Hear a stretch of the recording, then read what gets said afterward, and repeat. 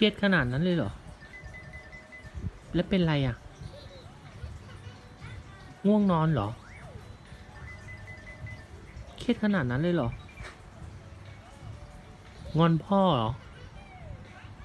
ทำปากจูหน่อยดิโอ้เครียดมากเลยอ่ะ โอ้ง่วงนอนปะ พ่อ